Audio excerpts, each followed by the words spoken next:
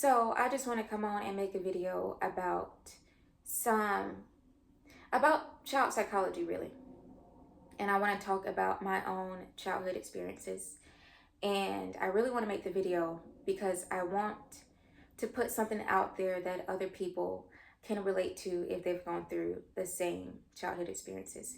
Because I understand how important relation is and just how impactful it can be when you come across somebody else's story and you're like, oh, I've been through the same thing, and just how life-changing that can be and helpful that can be to know that other people out there can relate to what you've gone through, just to like help you feel less alone. And so this is why I want to make this video, and I am not sure how long it's going to be. It may be a good minute because like I could go on about this, but yeah, just I want to first mention some psychological terminologies that I will mention throughout the video. So I'm going to give the definition of those just in case you don't know what those are. So the first one is golden child. And if you are unsure what a golden child is, in psychology, that is the child that parents often put on a pedestal and compare their siblings to. So this could be the child who you hear parents are like, hey, be more like your sister, you should be more like your brother in this way. Or like it's called the golden child because basically this child shines in like the parents' eyes. This is like the perfect child in the parents' eyes. And then another terminology that I'm going to mention is the word displacement. Displacement is one of the defense mechanisms. And displacement is whenever a person takes out their frustration onto like a person or an object that is not responsible for causing the offense. So for example, we see this so often on TV, in real life, like everywhere.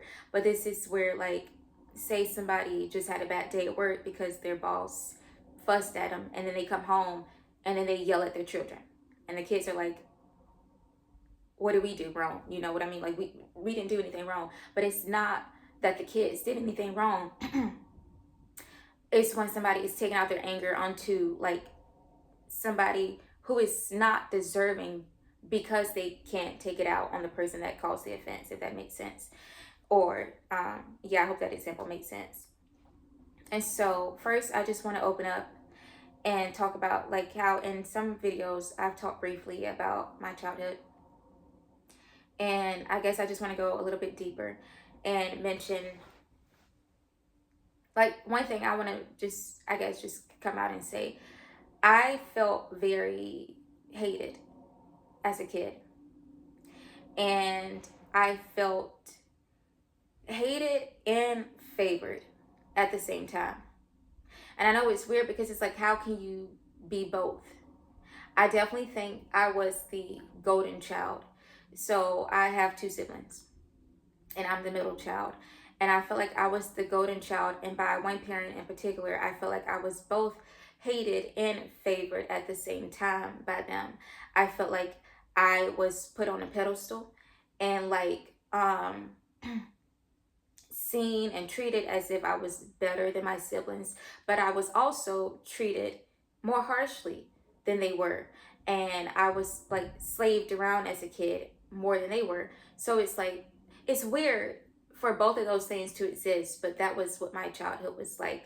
I was treated harshly, like the way this parent spoke to me was like, the way they talked to me was nothing like the way they would talk to my siblings, even though like we all get what's the word they say, bruh, we all got the bruh of something. We all like experience, you know, the pain and anger and frustration from this person. But I think I definitely got a lot more of it than my siblings. But I was also favored more than them at the same. It's so weird. But what was I gonna say?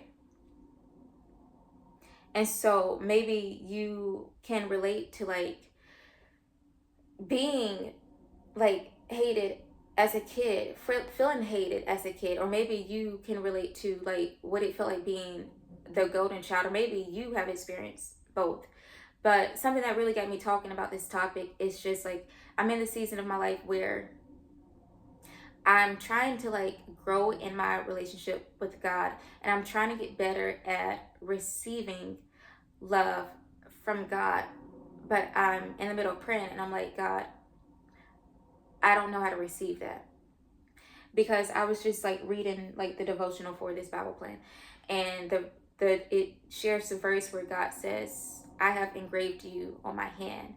And then I'm like picturing Jesus with me, in front of me, showing me his hand where he's got my name written down.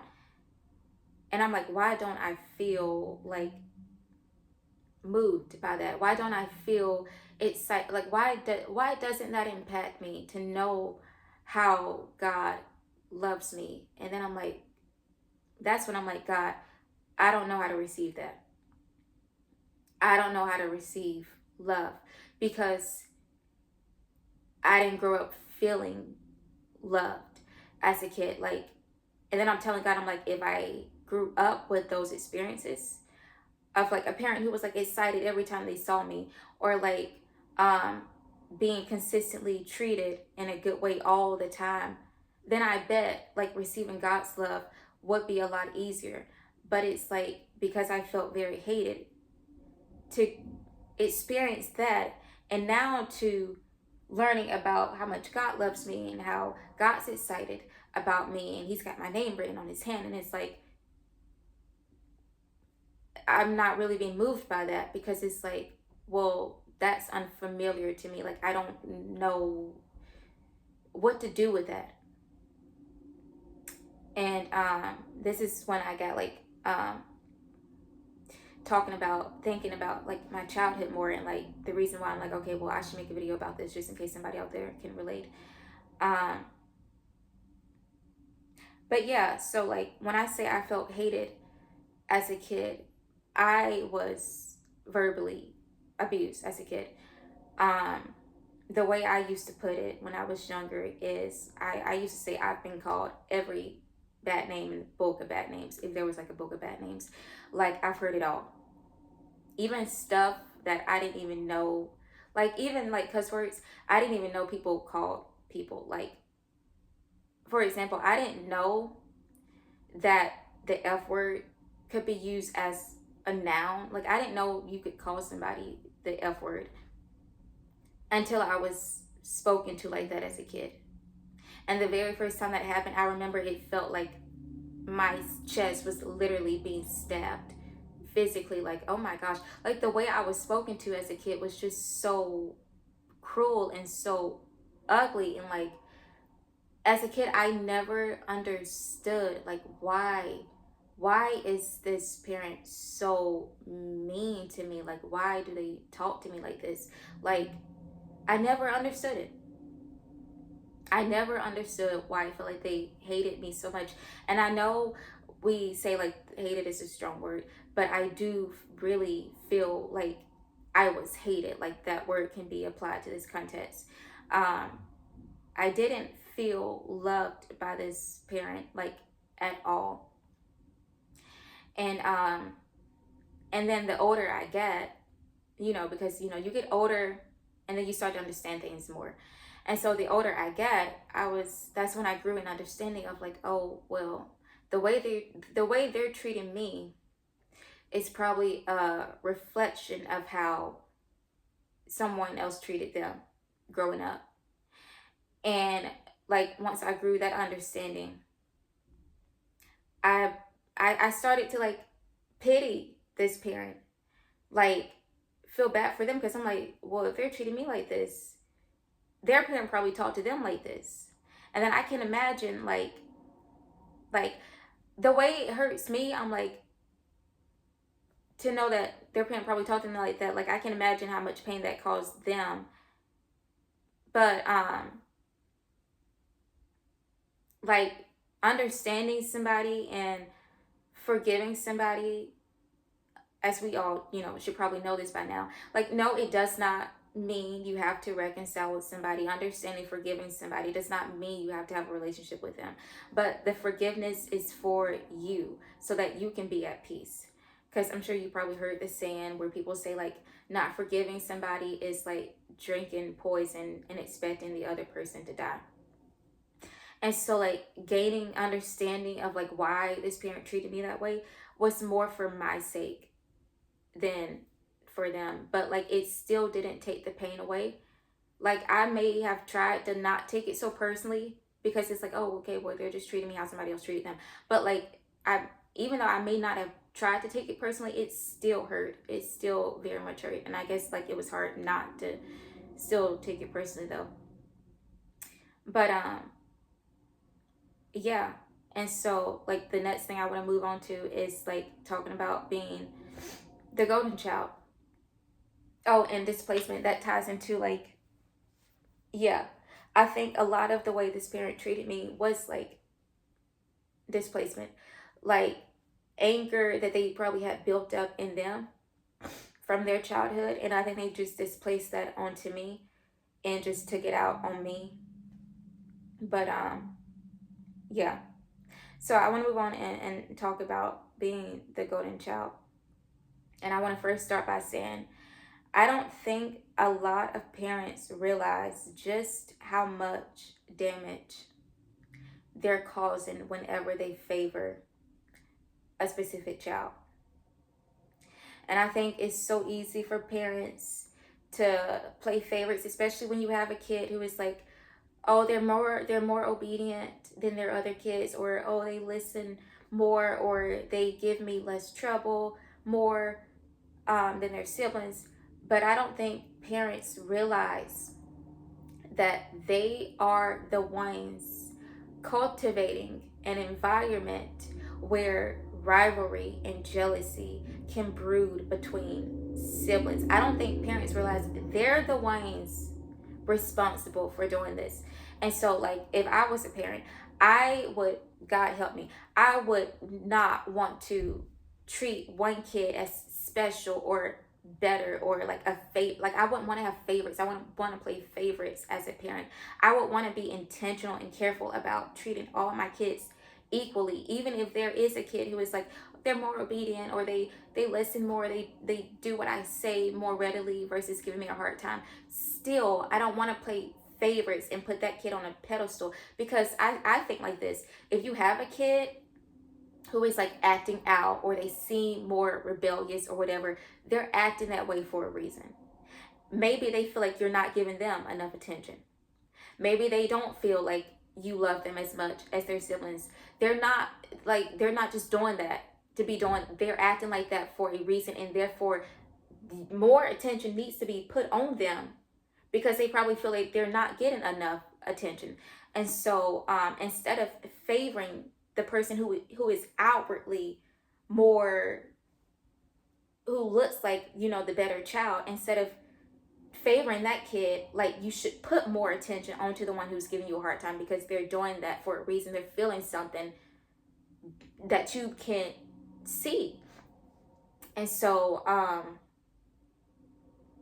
yeah, I would say I was definitely the golden child growing up, and my parents, both of them, would compare my siblings to me. And I didn't even like this. I didn't like hearing when I would hear, oh, you should be more like Keishace.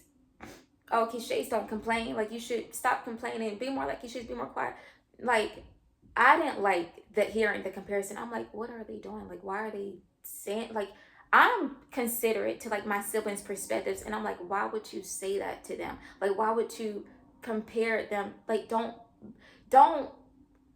I can't help but think about how that's coming across to them and how that's making them feel.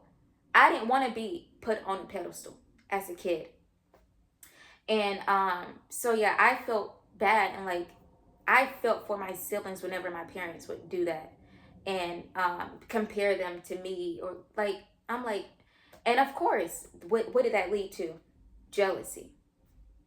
And then I could feel when my siblings were jealous of me or mocking me, and it's like, my parents, they caused that. And this is why I say, parents, don't play favorites. Don't. I don't think they realize the impact that they're having and just how much damage they're causing whenever they're playing favorites with their children.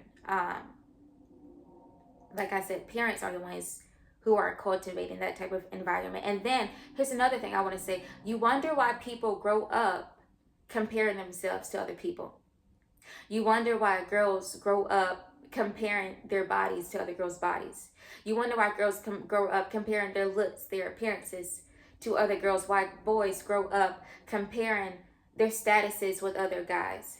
Why guys grow up comparing what they have with what other men have, whether they have that girl, whether they have that car, whether they have that job. Like, you wonder where this comparison stuff comes from. I think it comes from childhood at a young age. Because these are the people who grow up compare themselves to people in adulthood are probably the same people who experience being compared to their siblings or somebody else when they were kids. And I feel like playing the comparison game, this is not something that I do often. Like, as an adult, no, I don't compare myself to other people often, compare what I have or compare.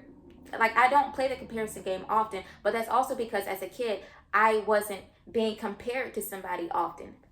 But I had other people being compared to, like my siblings being compared to me.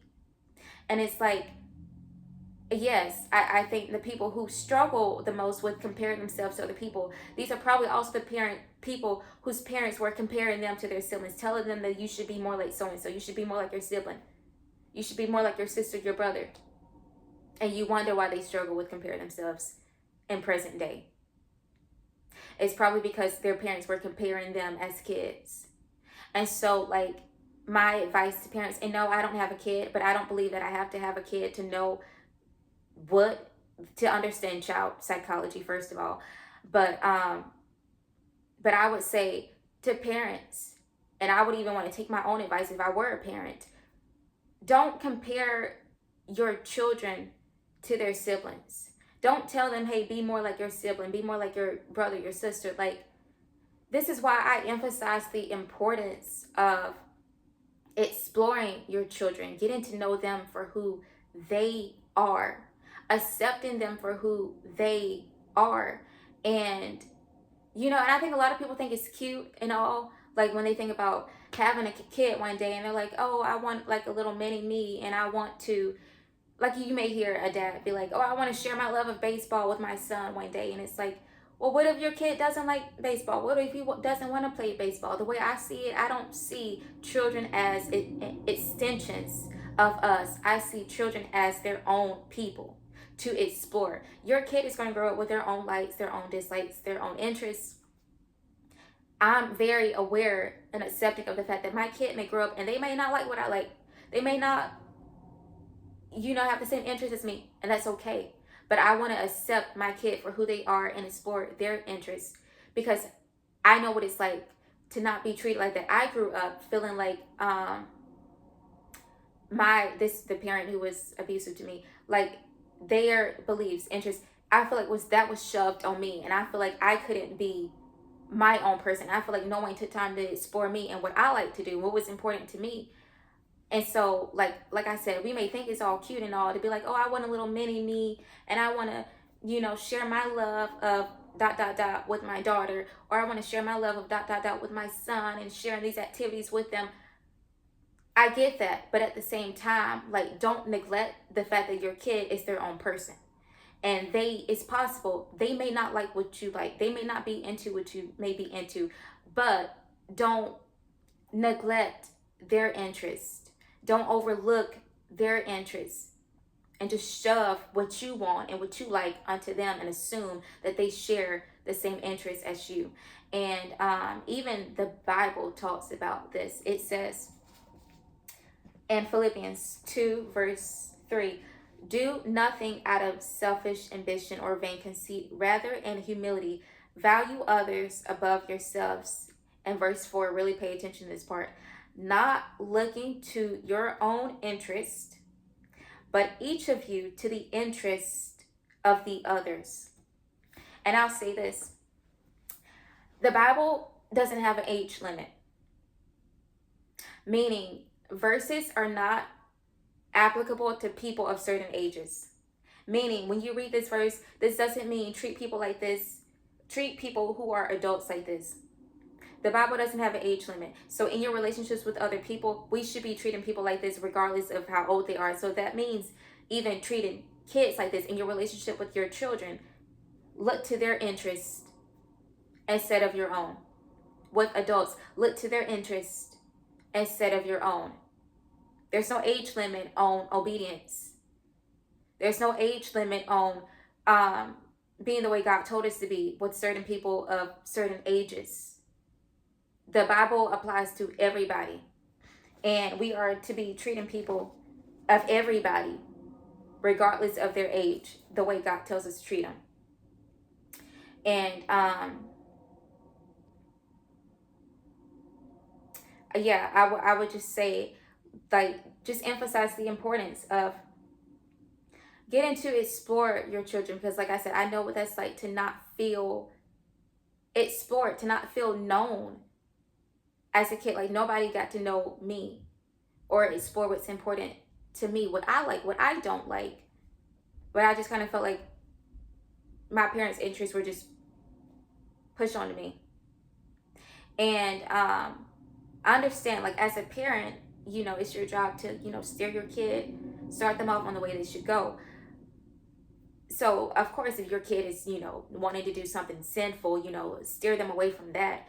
But like, if your kid is not trying to, you know, be involved in sin, I don't see the harm in getting to explore their interests and getting to do what they want to do. Like just to be curious about your kid and concern yourself about what's important to them. What do they like? What are they interested in? What hobbies are they interested in? What are their interests, you know? Like, yeah. Yeah. Um, that's really like the main stuff I wanted to talk about. And I don't know if I'm gonna come on and make another video or not. But yeah, I love studying psychology, and I would say especially like child psychology. I minored in psychology in college. I should have majored in it, but yeah, maybe if I majored in it, I should have. I don't know. I could have become like a psychologist or something. I don't know, but I love psychology. Love studying childhood like psychology. Love studying how we come about to become the people that we are today by looking at childhood experiences and how they shaped us and to the people that we are now. And yeah, I really hope that this video was helpful and that someone could relate to it. And or if you are a parent listening, I hope that perhaps you could have taken something from it to help you grow in being a parent. Yeah, I just hope that this was helpful in some way to somebody. And also, if you can relate to my experiences and you want to share your own, feel free to write it in the comments. I love to read it. And yeah, that's it. Have a good day.